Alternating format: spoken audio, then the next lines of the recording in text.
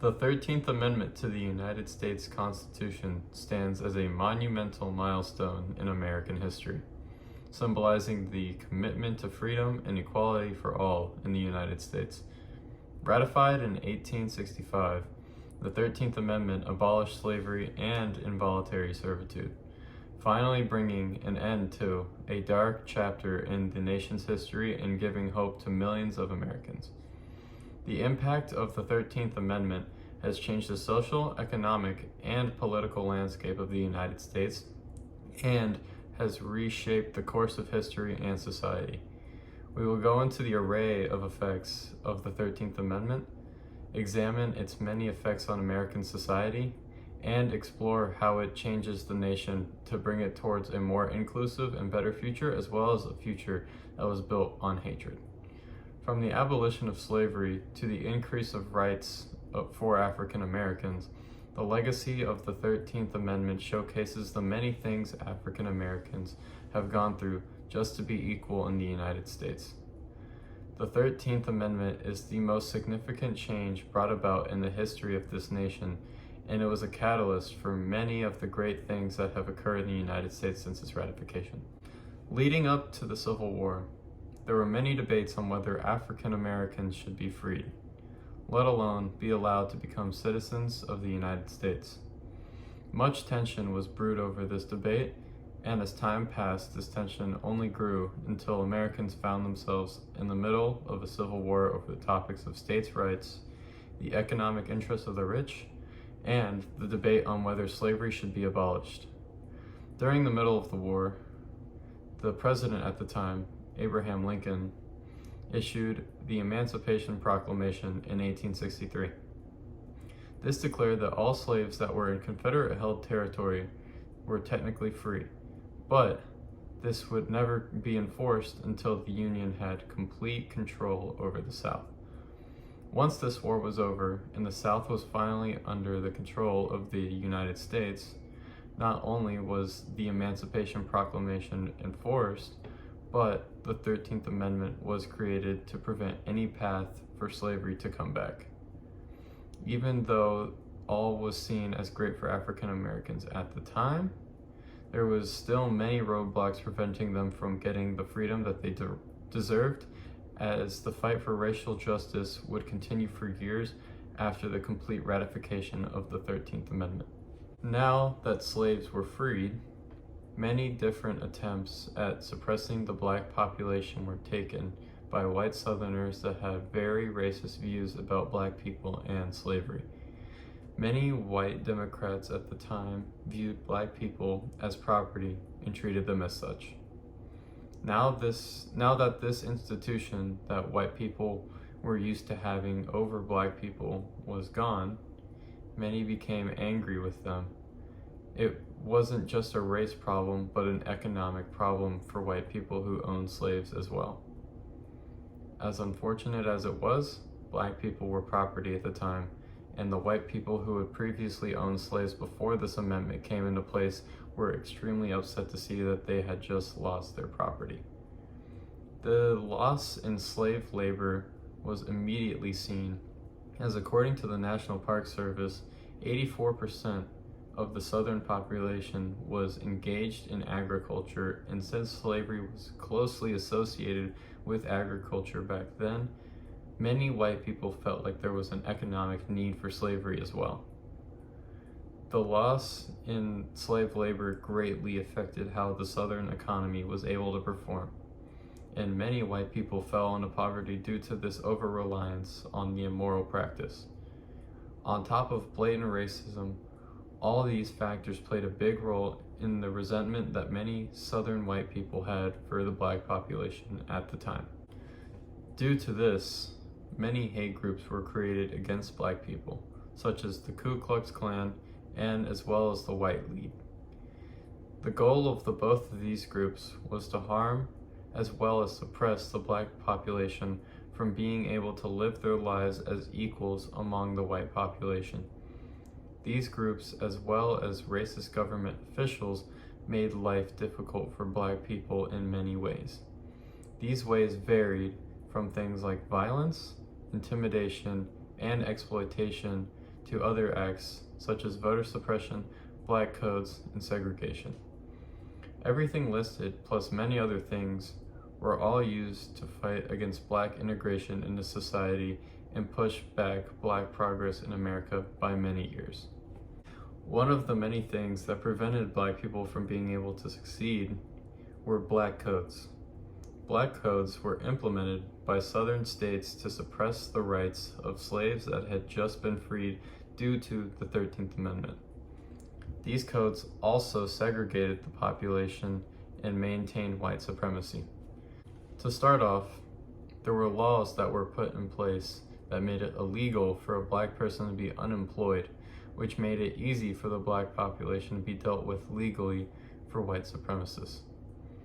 On top of other laws placed against African Americans, the black population was disproportionately being sent to prisons as well as getting harsher sentences for things that white people did many times. It was in these prisons that white supremacists found a loophole in the 13th Amendment, as the amendment stated that involuntary servitude was fully legal in prisons. Knowing this loophole, white people started to arrest black people more and more frequently and send them to prison labor camps as a means to obtain free labor from the black population. These labor camps were very dangerous and were held in horrible conditions.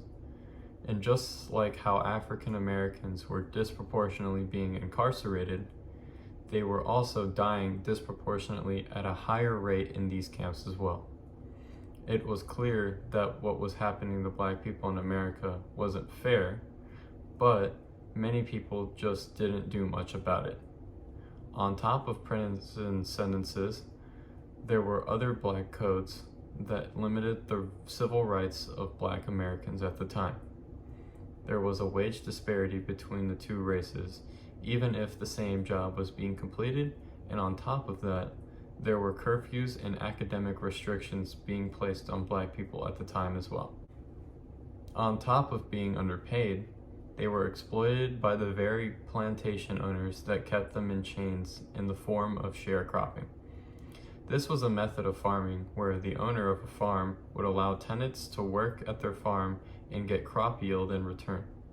In this system, African Americans were reduced back into doing manual work for their masters, but since they were given some of the crop yield, many people settled for this option. Blacks were also suppressed in the form of voter suppression.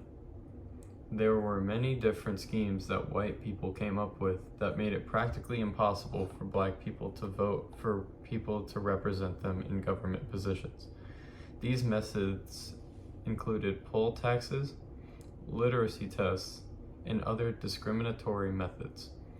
Even if a literate African American was to try and vote and pass the literacy test and pay the poll tax, they would be threatened with violence if they decided to vote anyways. And even though a few black people were able to vote, there just weren't enough black people to vote to try and even sway any votes in the South. This can be seen through who was elected in Southern governments, as a few black representatives were elected throughout the South once the Union had government control over the South. But as the South held insurrections against the government, the North decided to pull out, and black people wouldn't hold place in Southern government for many years after that. That wasn't the only form of discrimination against African Americans, though, as segregation was a big part of discrimination, and that resulted from white supremacists being bitter and upset over the freedom of black people and the 13th Amendment's rights. The mistreatment placed on black Americans directly led to the Great Migration, in which many black people from the South, who were tired of mistreatment from white people, decided to move north and get a fresh start. Cities like Chicago, Detroit, Pittsburgh, and New York were just a few of the cities that gained many new black residents due to this movement. It was in these cities that black culture in America started to really form. Harlem became a big place for black culture as many artists and intellectual African Americans came out of this area and spreaded their culture across the US. As black people gained more unity, it became more of a goal for the black population to truly be equal in the eyes of the law. In the 1900s, many years had passed since the ratification of the 13th Amendment and the end of slavery, and as a result, many African Americans were born into freedom, and although their education wasn't top tier, there were black children being taught how to read, write, and think for themselves. This allowed for a new movement to be formed by the new generation of African Americans, as well as the many activists that had fought to bring down the institution of slavery. People like Ida B. Wells, W.E.B. Du Bois, and Booker T. Washington were just a few of the many people that encouraged the new push for black equality in the US. Under the new civil rights movement after black people had gained their freedom, the founding of the National Association for the Advancement of Colored People, or the NAACP, was a major milestone that pushed the progress of black people forwards and led to the charge for a future change.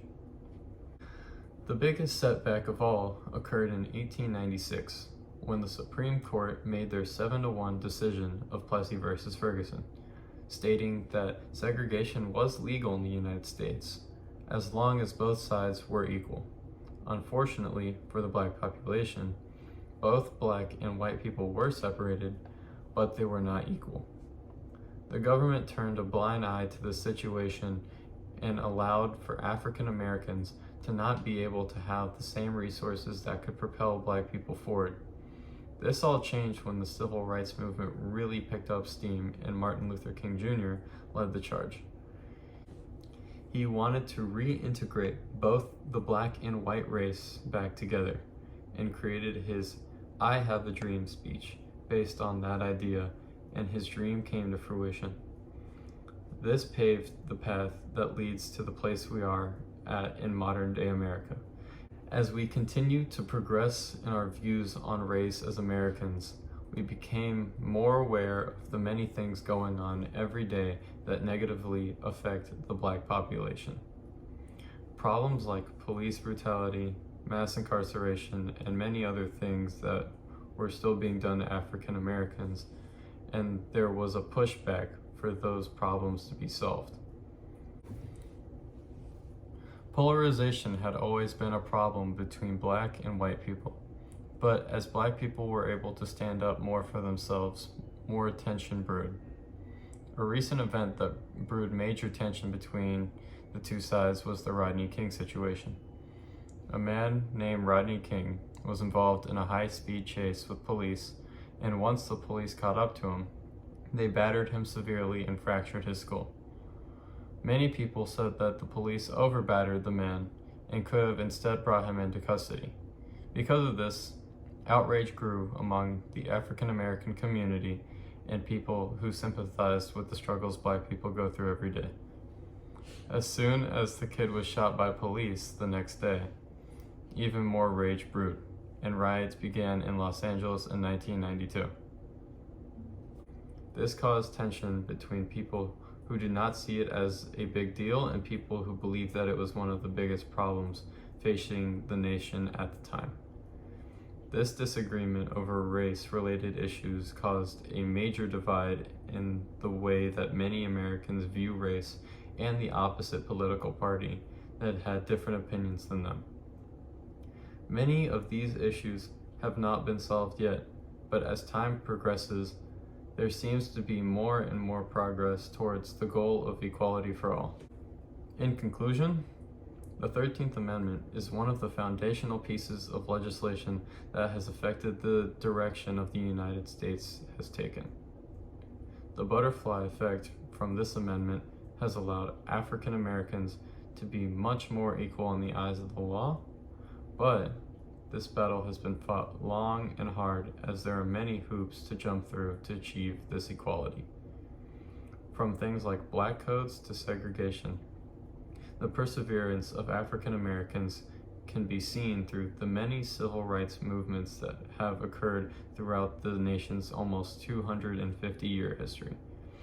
The 13th Amendment has had a great and lasting effect on the U.S., and its legacy will always continue to live through the lives of African Americans.